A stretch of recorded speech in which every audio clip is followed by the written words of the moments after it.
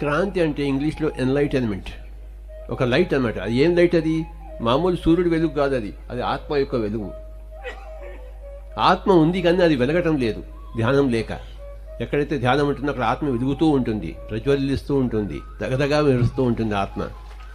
దాని పేరే సంక్రాంతి. ఆత్మ స్తబ్దుగా ఉండకూడదు, ఆత్మలో చీకటి ఉండకూడదు, వెలుగు ఉండాలి. ఆత్మ ఉంది కానీ ఆత్మ జ్ఞానం లేకపోతే ఆత్మ వెలుగు ఉండదు.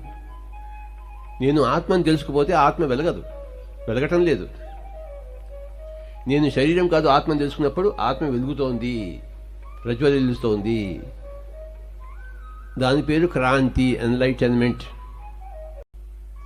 సంక్రాంతి అంటే ఈ యొక్క క్రాంతితో కూడుకుని ఉండడము. మనిషి జీవితము ఎన్లైటన్మెంట్తో కూడుకుని ఉండాలి. ఊరికే తినడం పడుకోవడం కాదు, ఒక పశువులా. మనం ఎవరో మనం తెలుసుకున్నప్పుడు మన ఆత్మ వెలుగుతూ ఉంటుంది.